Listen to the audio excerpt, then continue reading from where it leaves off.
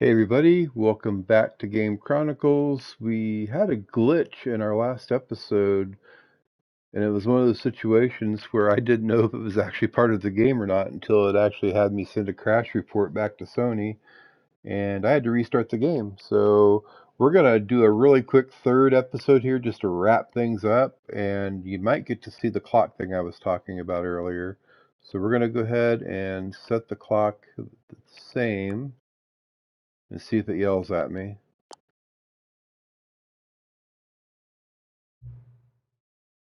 Here we go.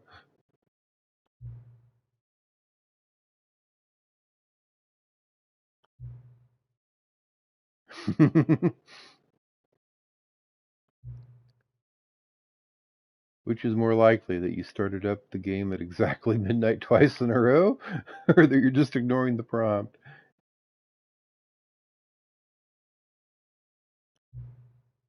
I think we all know which one is more likely.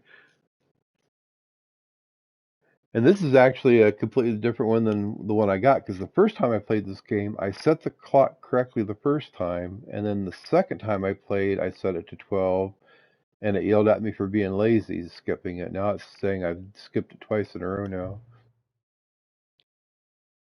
Do you not believe that setting the clock is important?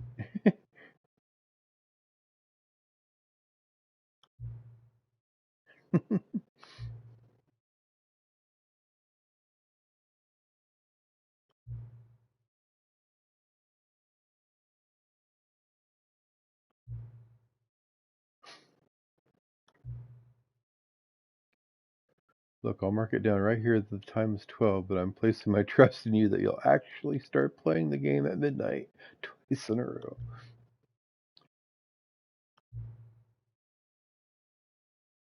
Please enter the honest, accurate time of day.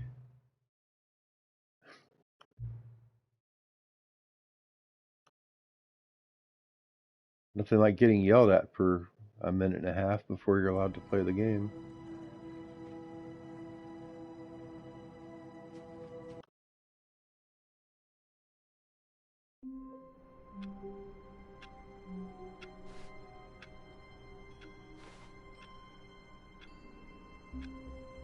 I'm gonna try something here. Quit to menu.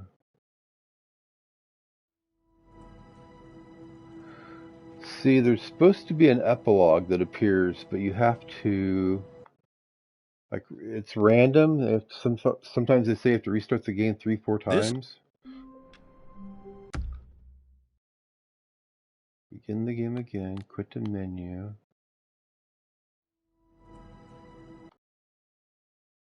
I'm not sure exactly what has to be done to make the epilogue appear.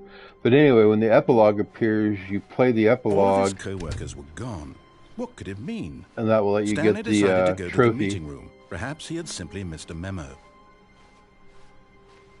Alright. Let's take the bucket. The confusion and the chaos all seemed to melt away as Stanley embraced the bucket. Stanley clutched the bucket tightly to his chest and entered the door on his left. Still no one was here. Stanley needed the bucket's warmth and comfort now more than ever. Perhaps his boss's office was where he'd find answers. Coming to a staircase, Stanley and the bucket walked upstairs to the boss's office.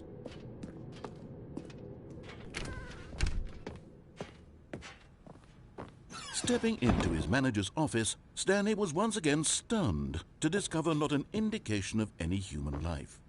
Crushed by the weight of this revelation, Stanley may have broken down into an emotional dumpster fire if not for the soothing presence of the bucket. Even now, in his darkest of hours, did the bucket's warmth and guiding light pierce the dark clouds of confusion and chaos. It would be with him always. The bucket would, and he knew it. The two of them were inseparable. At this point, Stanley was so absorbed in the tender spiritual connection he shared with the bucket that he didn't notice the keypad behind the boss's desk. Nor in his bliss of simply being near the bucket did he have any notion that the PIN number for the keypad was 2845. But Stanley guessed the correct code by sheer luck. Was it that the bucket knew all along? Was the bucket guiding him? Yes, this is certainly the most logical explanation.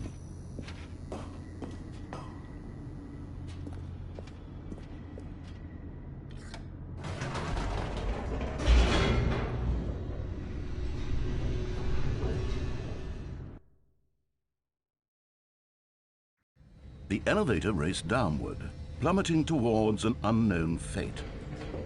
It would be all Stanley could do to keep himself together, if not for the bucket. Soothing him, comforting him, reassuring that in this darkest moment of uncertainty, he would be all right. The bucket is here for you, Stanley.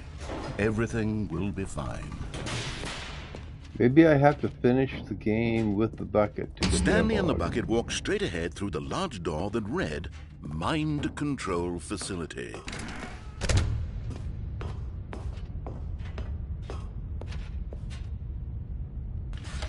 The lights rose on an enormous room packed with television screens. What horrible secret did this place hold? Stanley and the bucket both wondered to themselves.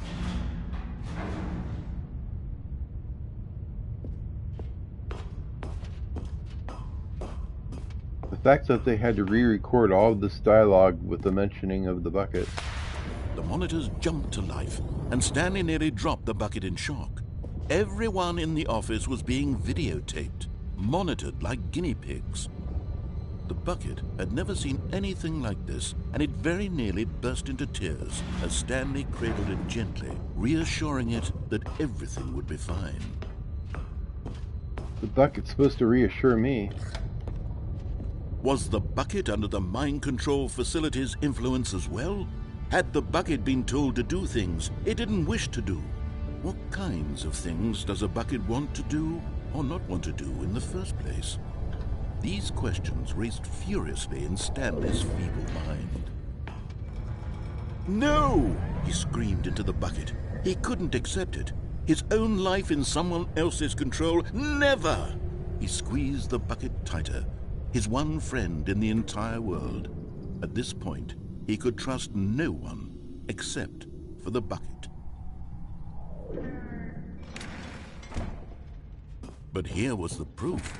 The heart of the operation. Controls labeled with emotions, happy or sad or content. Walking, eating, working, all of it monitored and commanded from this very place. And as the cold reality of his past began to sink in, Stanley decided that this machinery would never again exert its terrible power over another human life. For he and the bucket would dismantle the controls for good. Two best friends, Stanley and the bucket, up against the world. They high-fived in a really cool way, and the bucket made a sassy comment about taking down the system.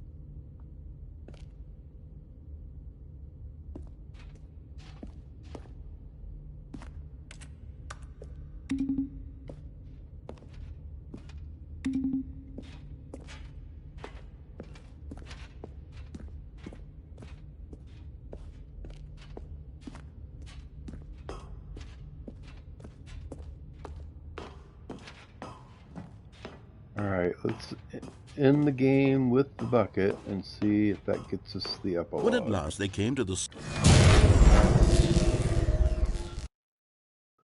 Makes sense, since the epilogue is something you Stanley get. and the bucket waited in blackness. Was it over?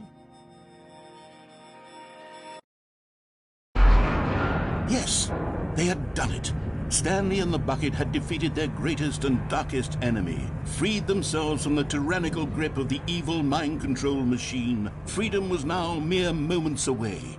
Excitedly, the two of them began to discuss the kind of life they wanted to live once they stepped through this massive door. The bucket wanted to learn to roller skate. Stanley wanted to sneeze in every country on Earth. Both of them wanted to begin watching a movie, any movie, but then stop it halfway through and begin watching it in reverse from the end. True, it was a simple life they envisioned, but it was one they'd lived together, with one another to lean on, to trust, to support. What? Wait. What was happening? Why had the door stopped? Was Stanley and the bucket not about to be freed? An unbearable silence filled the room, lingering in uncertainty, until finally the truth hit Stanley square in the face.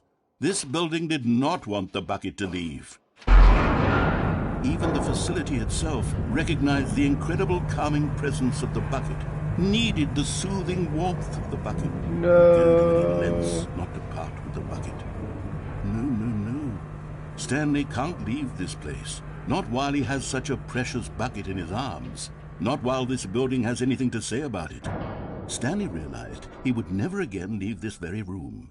But at least he has the bucket. To be trapped eternally in darkness isn't really so bad, Stanley thought to himself. As long as I have my bucket with me, right? I'll be okay, won't I? Stanley gulped. Very soon now, he was about to find out.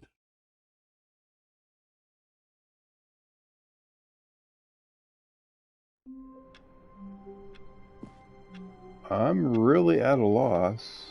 All of his co-workers were gone. What could it mean? Stanley decided to go to the meeting room. Perhaps he had simply missed. Warmth spread through Stanley's arms. With the bucket in his arms again, he was home. I'm going to try one thing, Stanley and then we're going to wrap it up. This was not the correct way to the meeting room, but Stanley had felt the bucket calling to him, telling him that the employee lounge was simply the place to be. And here it was. Had the bucket turned out to be correct? No, never mind. The bucket was wrong. Stanley took the door on his left to go back to the meeting room.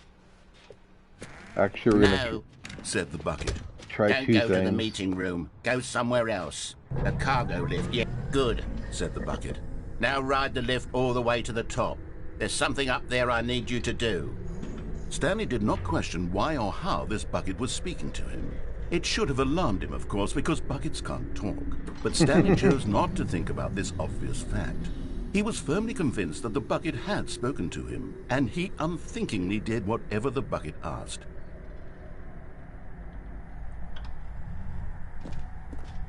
In here. Said the bucket. Go into this dark room over here.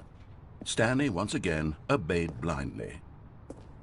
Go into this dark room over here.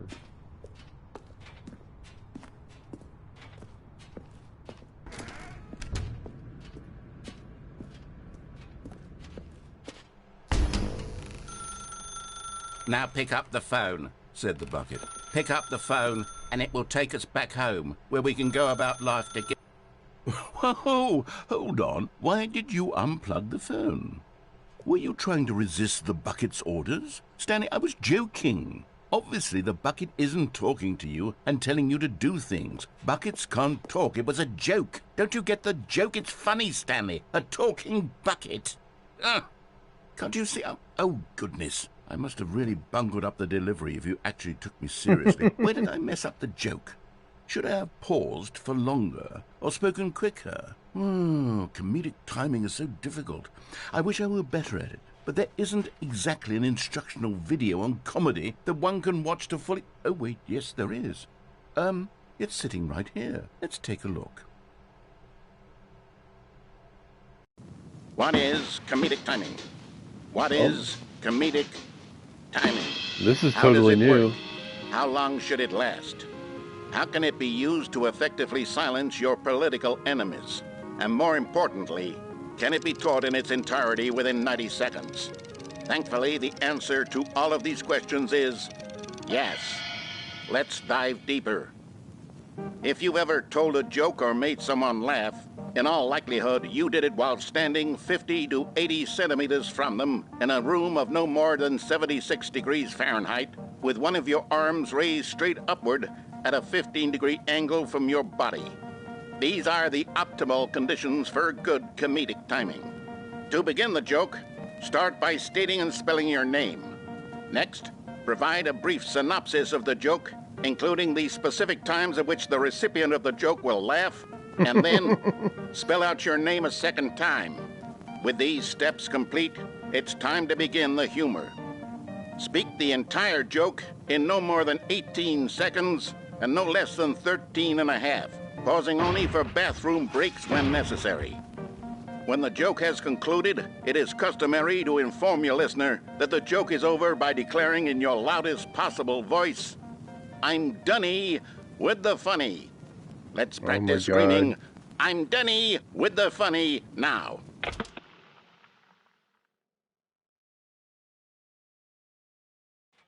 Good. This saying is a perfect example of expectations management, which is the cornerstone of good comedy. Finally, it's time to hand out surveys. Collecting hard data from your audience on how rapt they were throughout the joke is the only way to grow or learn as a comedian. An effective survey should be no less than 10 pages long and should include the same question reprinted several times, just to ensure the survey taker is actually paying attention and not simply filling in answers at random. And that's all there is. With these strategies at your disposal, you'll have audiences doubled over in laughter and even tripled over in laughter in no time at all. Just remember to let them stop laughing at some point, you gut-busting little scamp. After all, we're each of us needed on the front lines of the war to fight the 12-legged invader who threaten our very existence and who very likely die in a hailstorm of bullets and mandibles. All of us must be prepared to give our lives to this noble cause, just as our children must do after us, and their children after them. Godspeed, and may Earth reign supreme. Wow, this game went off the rails. Hey, goodness, this video is a little outdated, isn't it? Well, no matter. I think the fundamentals of proper comedic timing are still as relevant today as they were back then. So with that in mind, I believe the only way forward is for us to return to the two doors and walk through all of this again, so I can try telling my story with more appropriate comedic delivery. Come along, let's head back.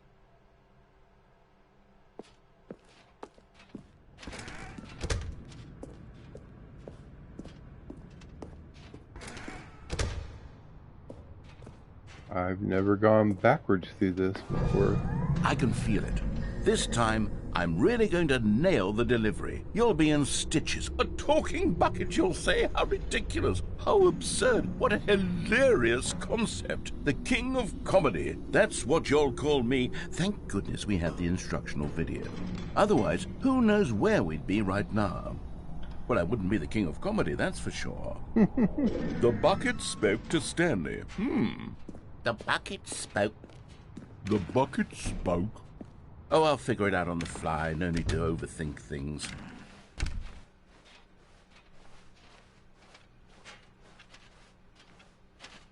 They're gonna really make me backtrack all the way to the two doors.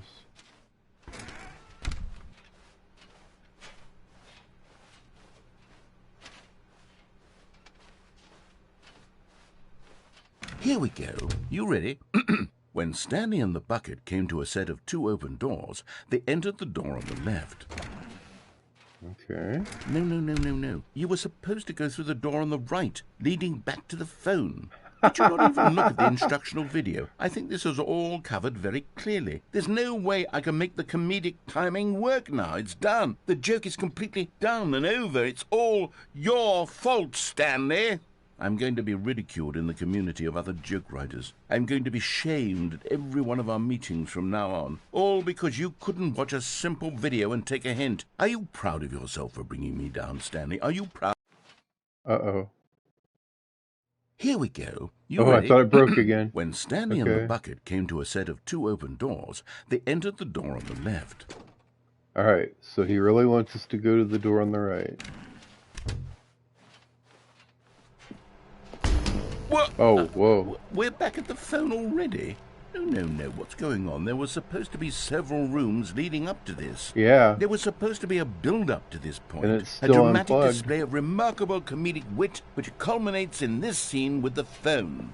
But now the timing's completely off. The joke will never land. Well, not the way it was meant to. And it's all my fault. I must have forgotten that the phone room comes immediately after the two doors room. What an egregious mistake. I've made a fool of myself. I don't deserve the title of King of Comedy. I'm nothing. I'm not even the lowliest joke-telling whelp. I think I need to go back and rewatch that instructional video again. No. Surely that will help me improve my... No. Stanley, you love the bucket so much it's like you... it's as though all of your other most prized possessions pale in comparison. Yes. Well, let me try that again, Stanley. I heard that you are pale with shame over how unabashedly in love with a bucket you are. No? Still not? Is it the delivery? Pale with shame. Pale with shame? Pale... What's another word to describe a bucket? Stanley, this bucket is so metal. I think I saw it playing guitar. No. We're getting away from making fun of Stanley's obsession with the bucket, which was the whole point of this. I'm no good at these jokes. I need more instructional videos. That's exactly what it is. That's what will make me the king of comedy again. More instructional videos. Let's see.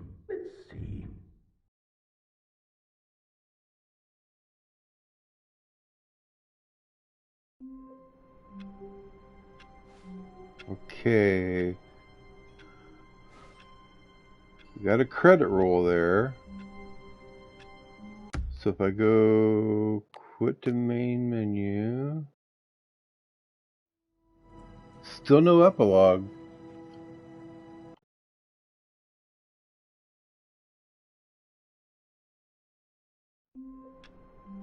I wonder if the deluxe content doors open All of now. his co-workers were gone. What could it mean? Stanley decided to go to the meeting room. Perhaps he had simply missed a memo. Nope, still can't do...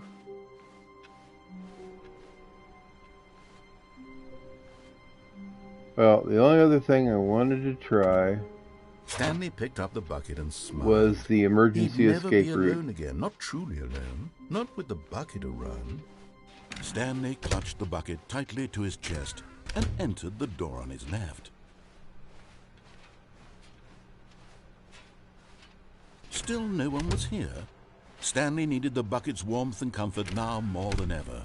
Perhaps his boss's office was... Coming to a staircase, Stanley and the bucket walked upstairs to the boss's office.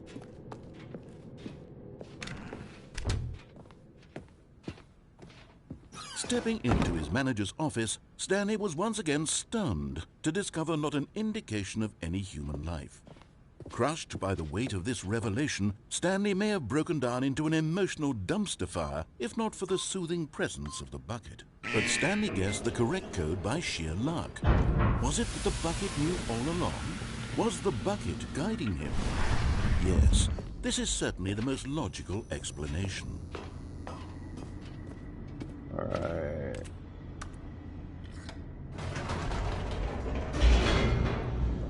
This is probably going to be the last thing we do, because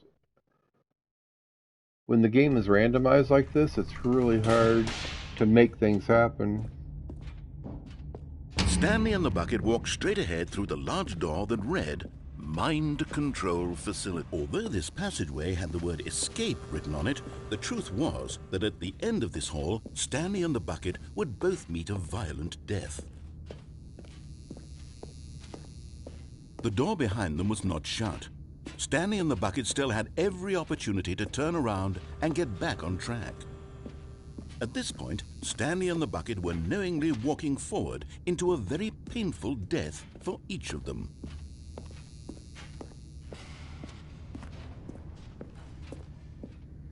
How painful.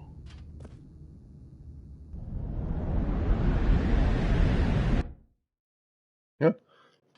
Okay. Oh, here we go. We're still falling.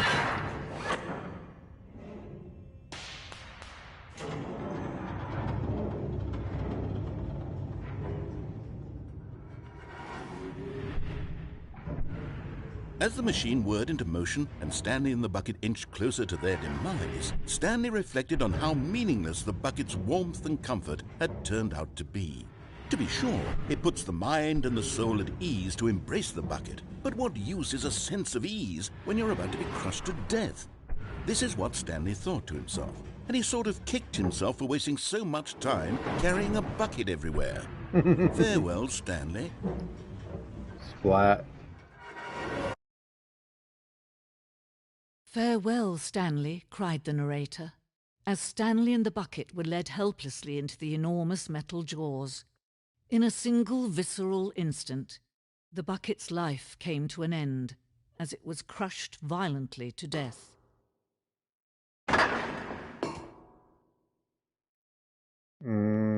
Okay. It was a shame, the death of such a magnificent bucket. It's true that all buckets are radiant in their own way, but this one stood above the rest.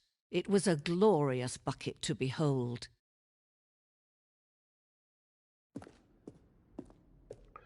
This is crazy that they're fixated on this bucket. Welcome you to the grand exhibit. You're standing at the precipice of knowledge. Much like the bucket itself, the human mind is frequently empty.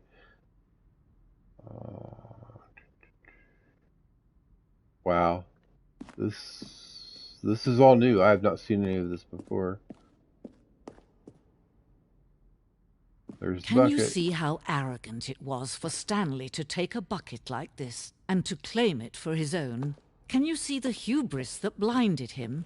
Can you see that the bucket is far more noble than Stanley will ever be in his short life?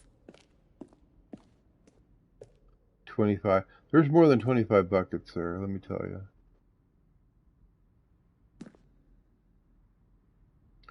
The greatest number of buckets ever captured on camera.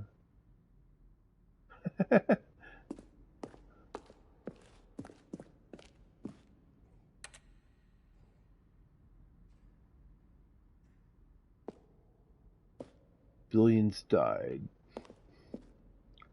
But 2 possible ways to go here. Are you kidding me? This is awesome.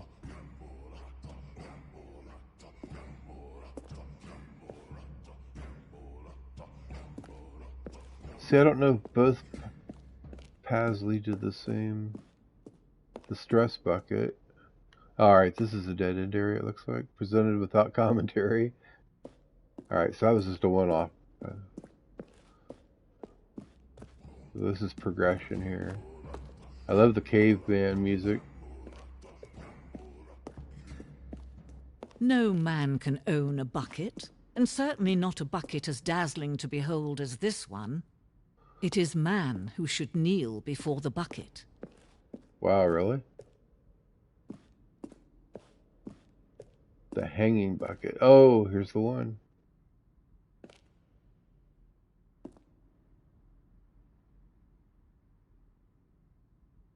Am I supposed to plummet into the hole? Wait, how am I doing this?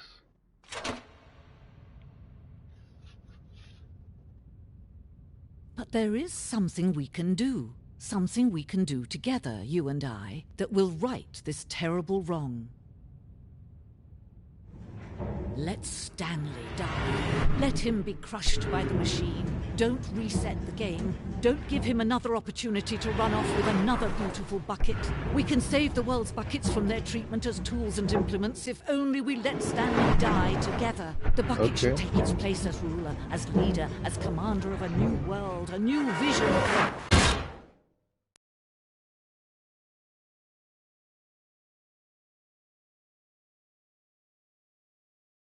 And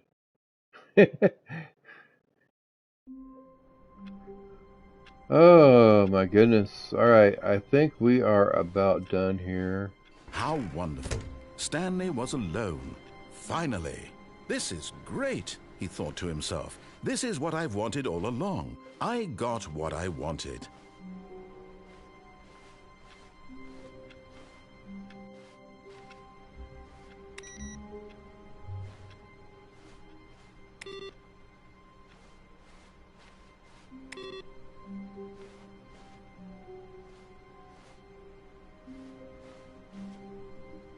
Ooh, the awaiting input reset.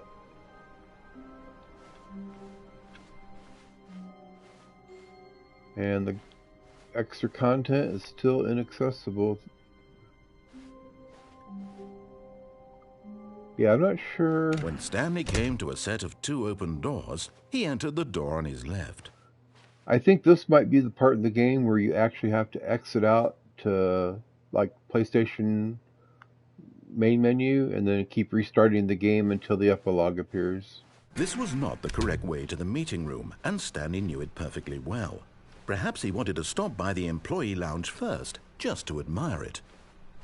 The lounge was sublime, a work of art.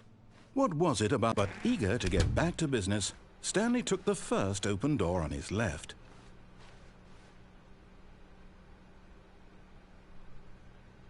That takes me back to the office complex. Stanley was so bad at following directions, it's incredible he wasn't fired years ago.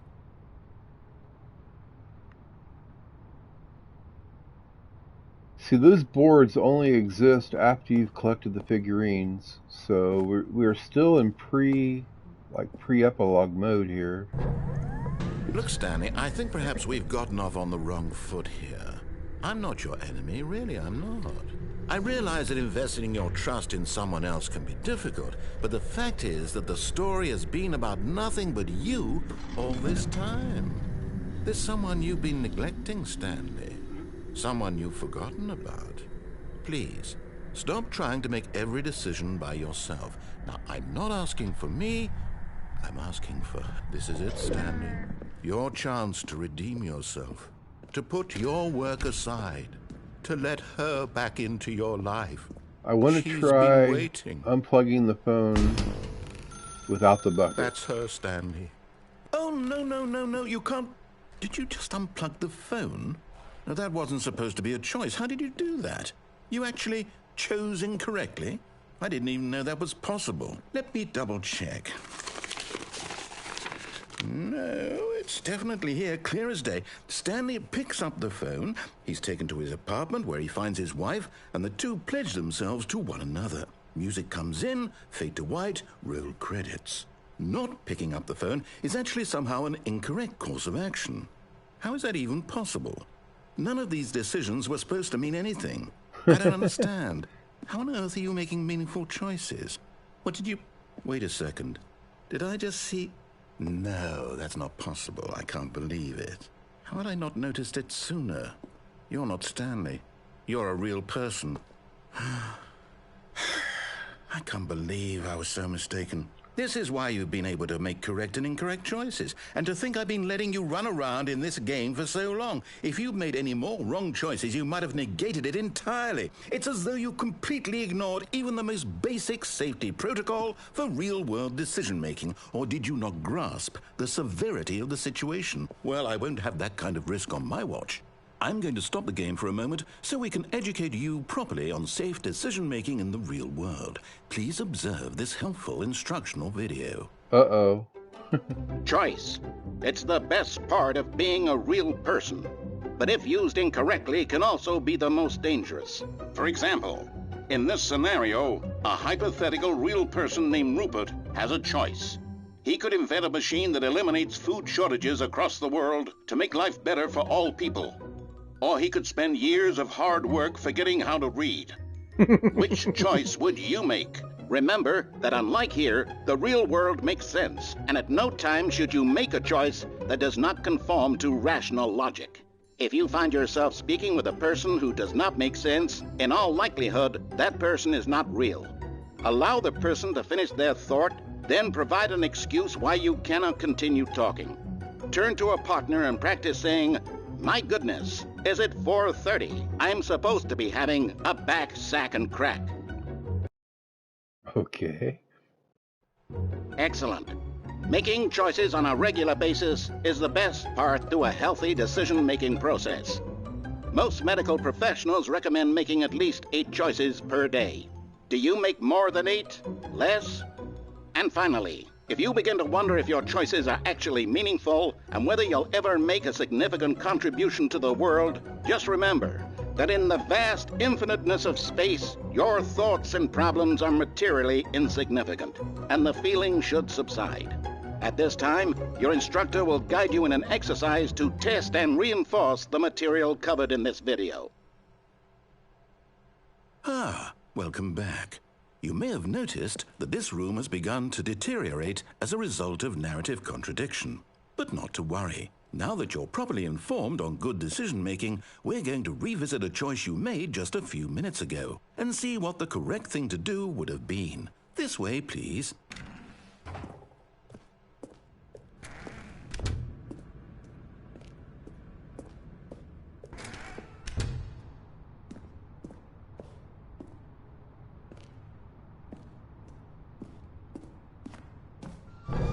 Now that we know your choices are meaningful, we can't have you jumping off the platform and dying. Imagine the main character dying senselessly halfway through the story. That railing up around the entire thing. At all. We just need to get you home as soon as possible before the narrative contradiction gets any worse. Unfortunately, it seems this place is not well equipped to deal with reality.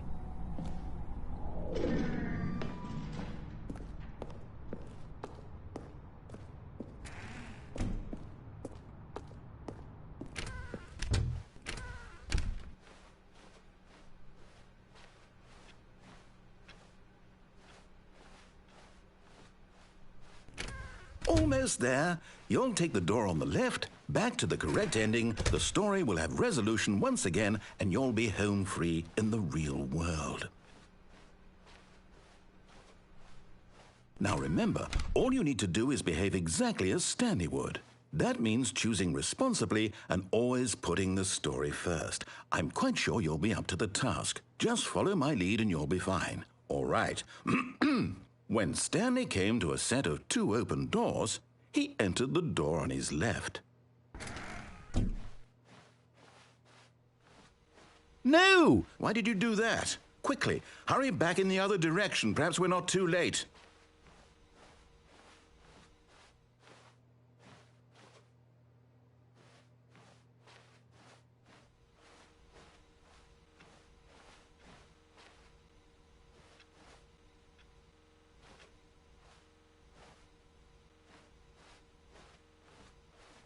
Yep, they're kind of forcing me to play their game now.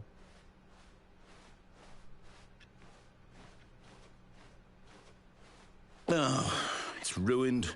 I can't believe, after everything we talked about, that my story, you've destroyed my work. Why? For what? What did you get out of that? What did you think was so special about seeing the game undone, left here like so much garbage? It's worthless now. And what am I supposed to do? Even if there were a way to continue, would it be worth it? To know that my story is now incorrect? How can I go back to that? I can't erase that knowledge. I'll have to live with it forever, reliving its impossibility forever. I couldn't live that way. Is it better to shut the game down entirely? To willingly destroy all of my work? I don't know. What's the answer? What do I do? What do I do? What do I... No, I have to. I have to shut the game down. I have to.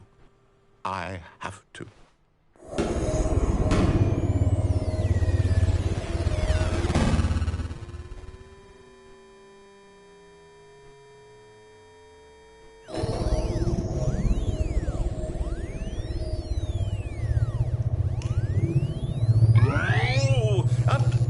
I'm here. I'm still here. Here in this pile of rubbish. With you. You, who thought you were so clever. Now look where we are. My entire game is destroyed. It was the only thing in the world that was mine, and you've run it into the ground. What, did you think that would be funny? You just had to see? Didn't I impress upon you how important it was to be like Stanley? He actually knows how to do what I tell him to. He understands that if I say to do something, there's a damn good reason for it. That thought hadn't even occurred to you, had it? That there's a world outside of you? You're a child. Oh, my story. If you'd just gone through the door on the left, you would have seen it. There was a whole underground facility. You would have destroyed it and been victorious. It would have been so perfect. I worked so hard on it. I tried so hard to make... All right.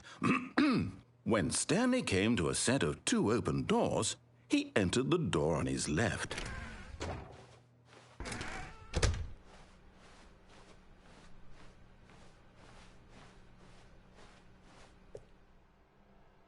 Yet there was not a single person here either. Feeling a wave of disbelief, Stanley decided to go up to his boss's office, hoping he might find an answer there. Yeah, we're done. I don't know. Oh, I wish I could have got the epilogue to come up, but I'm not sure the sequence of events to make that happen. I think you honestly have to completely exit the game and come back in from scratch.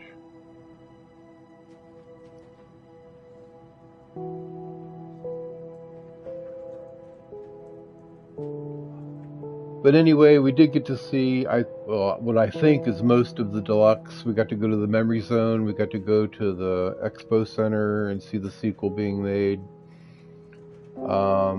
There's some other gags that come up later on once you do the epilogue, where every time you restart the game, it sequentially updates it, so you end up playing Stanley Parable 3, 4, 5. I think I was up to 18 or 19 before I actually reset my progress. And there's like a new title screen every time and a new subtitle. You get to create a subtitle. So this game just goes on and on. Again, I still recommend it very highly. Thanks for watching, and we'll see you next time.